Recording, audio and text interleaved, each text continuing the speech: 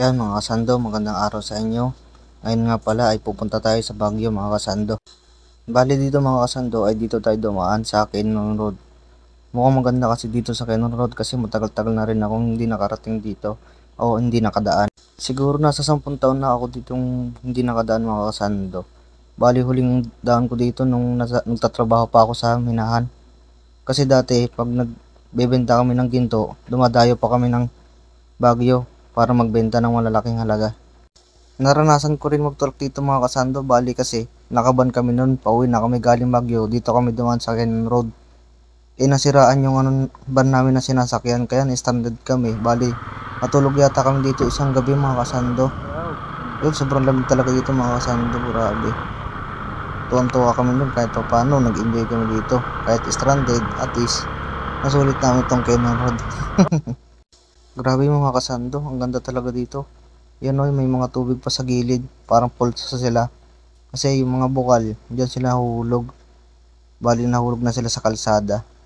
Ingat-ingat pala tayo dito mga kasando kasi madulas yung kalsada dito. Kasaka mayroon pa rin mga bangin dito mga kasando, may guho, kumbaga landslide. Grabe mga kasando, solid talaga dito dumaan. Napakaganda ng tanawin, ang ganda talaga ng bundok oh. Kitang-kita nyo naman sa video mga kasando. Yan, ito. Grabe, sobrang lamig talaga dito habang paakit kami. Bali galing nga kami dito mga kasando sa Asinggan. Nakita namin sa Google Map, napakalapit lang siguro. Mula Asinggan hanggang Baguio, ang biyahe lang siguro is mga 1 oras kalahati. Bumiyahe na nga kami mga kasando hanggang Baguio kasi lapit lang naman pala. Andito na rin naman kami, kaya sinubukan na namin bumiyahe. Yan nga mga kasando, napakaganda dito, grabe. Iba talaga pag nakamotor kasi kitang-kita mo yung tanawin kasi pag nakasakay ka sa mga 4 wheels, bali sa gilid mo lang makikita, sa kabilang side, sa kaliwat kanan lang. Ito grabe, sa harapan mo mga kasando, kitang-kita mo kaliwat kanan. Di mo na kailangan ng lumingon, makikita mo talaga sa harapan mo, napakaganda. Saka yung lamig ng hangin, tapos lamig ng panahon mga kasando, grabe. Damang-dama mo talaga. Talagang yung hangin na pupunta dun sa may damit mo ay ramdam na ramdam mo. Saka itong mga patak ng mga tubig kasando, grabe, ang lamig yan oh. Kakamangha talagang tingnan. Yan, parang falls na siya, nasa ano lang talaga sa kalsada. Mapapawa ko na lang talaga dito mga kasando. Iba talaga yung feeling na nagra-rides, grabe, nakaka-relax. Pakaganda ng pakiramdam mo pagka ganito laging nakikita mong tanawin. Laging ganyan ang dadaan mo. Siguro pag ganito lang sa Manila, kahit araw-araw talaga, kahit traffic, kung ganyan lang naman talagang makikita mo, ay grabe, ulit-ulitin mo, siguro hindi ka madadala. Kasi ang lamig talaga, grabe, walang traffic, walang pollution, grabe, sariwan-sariwa talaga dito yung hangin. Kumbaga, ito yung gamot sa atin, mga nagkakarides, diba? Pag nakakita tayo ng mga ganitong tanawin, grabe, tanggal problems talaga mga kasando. Hindi mo kailangan dito mumakmak ng patakbo kasi chill ride ka lang, talagang nanamnamin mo talaga yung tanawin, you know? Kaliwat kanan puno, grabe, sumisilong ka sa ilalim ng puno na nagmamaneho. Grabe, ang ganda talaga dito mga kasando. Try nyo dito mga kasando dumaan dito nga Quezon Road. Yan nga pala mga kasando, nagpapasalamat nga pala ako sa mga nanonood sa aking video. Nakakatawa talaga ng puso yung mga nanonood, nakikita mo yung views mo, tapos mga nagre-react. Maraming salamat po talaga sa inyong panonood sa aking video. At sana po ay lagi nyo po subaybayan ng mga video ko na i-upload. At huwag nyo po sanang kalimutan na mag-follow sa aking page. At kung nagustuhan mo naman po ang aking video ay huwag ka na mag-alintalang pindutin ang share at i-share mo na sa mga kaibigan mo. At puntahan ang Quezon Road at Baguio. Grabe, ang ganda talaga dito. Shoutout nga pala sa mga tiga Quezon Road. Lagi po kayong mag-iingat kasi parang pag ano dito medyo delikado din sa mga landslide. Ingat-ingat na lang po tayo palagi and maraming salamat po kasi ganito yung nakikita natin, hindi pinuputol yung mga puno oh. At least inaalagaan pa rin yung kalikasan kahit paano. At yan mga kasando, panoorin nyo lang ang aking video para na rin kayong dumaan dito pag napanood nyo to.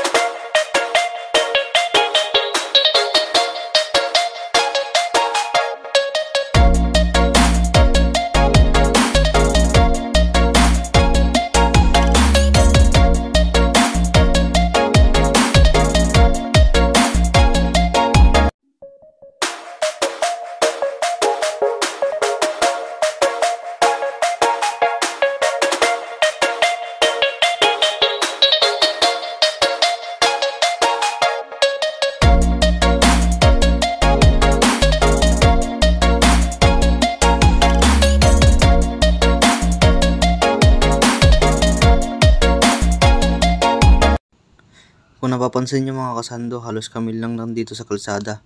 Wala kang masyadong nakakasabay o nakakasalubong. Kasi araw ng Lunes ngayon. Wala masyadong mga sasakyan. Kasi hindi na kami pumasok ng Lunes. May pasok sana kami ngayon. Pero pinili na namin pumunta ng Baguio. Alam mo naman, maganda kasi sa Baguio. Kaya minsan lang kasi makapunta dito.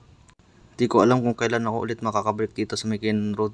Kasi yung mga kasama ko gustong nilang pumunta dito. Kaso ako yung nakapunta, sila kasi malayo. Kasi manggagaling pa kami ng San Jose del Monte. Kung manggagaling kami sa San Jose del Monte, mga 6 na oras o 9 hours ang takbo papuntang Baguio. Kaya kailangan namin maglaan ng ilang araw para masulit namin maglibot. Itong pagpunta namin dito mga kasando sa Baguio, kasi biglaan lang to. Inaya lang kami nitong pinsan ng aking girlfriend. Siyempre, hindi na rin naman ako nagdalawang isip na puntahan kasi talagang maganda dito. Magpapakipot ka pa ba? Arat na. Sa mga riders pa lang dumadaan dito, ingat-ingat po kayo sa mga bato ha. Bali may madadaan kami dito mga bato ayun sa may kalsada. Galing sa Gumuho yan. Dahan-dahan po kayo sa pagmamaneho, baka may madaanan kayo. O kaya sa gabi, kailangan malalakas ang ilaw nyo para makita nyo yung kalsada maigi. May mga bato o kaya madulas. Delikado pa naman dito kasi bangin.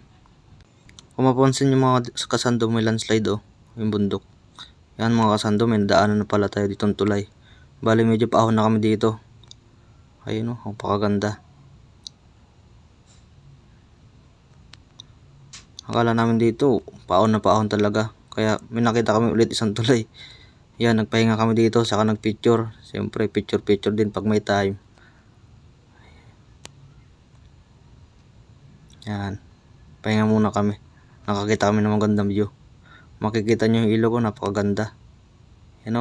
Tuwang-tuwa talaga ako dito. Minuntas ko pa nga sila. Ayan, yung mga kasama ko. Time to picture na kami. At yan mga kasando, paahon na pala kami nito. Tapos na kami magpahinga, tapos na rin magpicture. At biyahe na naman, paahon. Puro paahon to mga kasando. Sigsag na to. At may nadaanan na rin kami ditong checkpoint. Pero wala naman nakabantay. Checkpoint o Arco. Hindi ko alam kung anong pangalan yan eh. Paki-comment na lang sa baba mga kasando. Halos puro tulay. Mga pagitan ng bundok.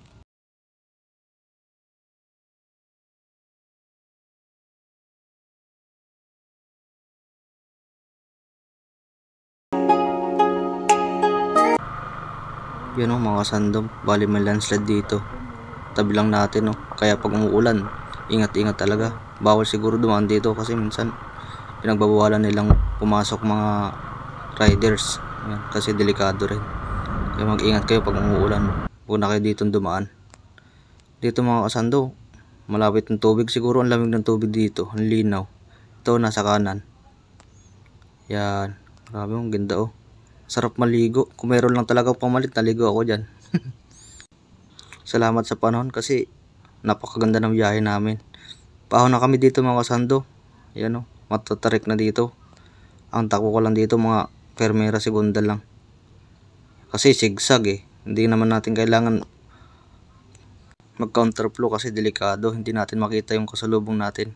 Kaya mga kasando, pag ganyan sigsag, huwag kayong magka-counterflow. Kasi delikado, baka mabangga kayo ng kasalubong nyo. Hindi nyo makita yung kasalubong. Huwag nyo pong ugalin na nagka-counterflow tapos hindi nyo nakikita sa unahan. Delikado po yun. Kaya konting ingat po sa atin ay damihan nyo na pala. Siyempre kailangan marami. Hanggang sa makauwi ka ng maayos. Siyempre nakarating ka ng maayos, dapat makauwi ka rin ng maayos. Marami naghihintay sa'yo. At ito mga kasando, narating na nga namin ang Lion's Head. Ayan grabe, napakaganda. Wow. Yan mga kasando, pwede na kayong bumili ng souvenir. Para meron kayong tinitingnan na galing sa Baguio. Bibili kayo dyan ng damit. At ito mga kasando, pumunta na kami ng Baguio mismo. Yan. Nakagugil lang kami mga kasando. Kasi hindi namin kabisado itong Baguio. Bali itong mga biyahe namin to, diretso na kami ng Bornholm Park. Yan, nagparking na kami dito mga kasando. Yan.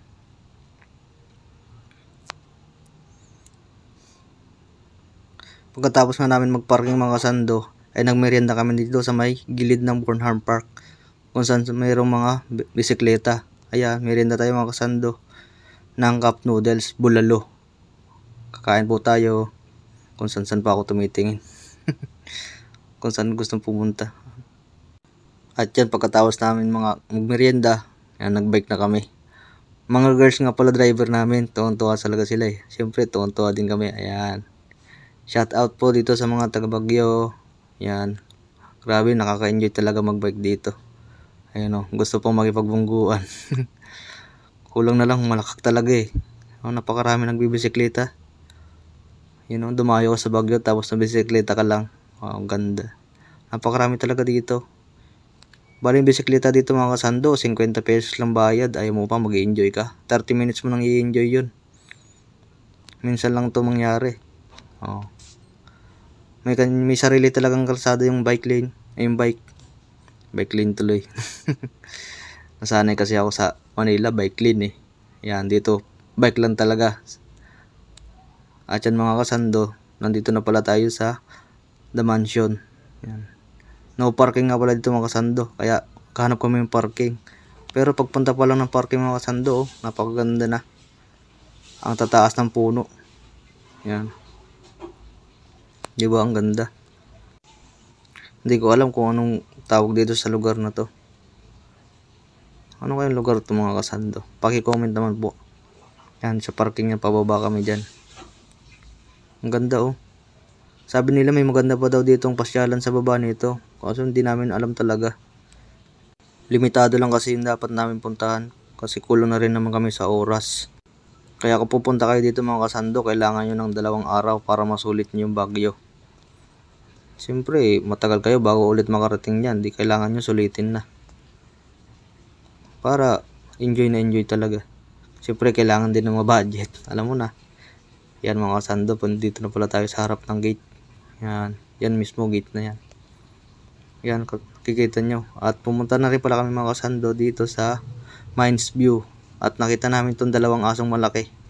Ito pala yung dinarayong 2 aso, laki oh. Sila Bernard. Ay, Street Bernard pala. Yan, nakasalubong namin mga naka-costume. O nakadamit ng pang-igurot.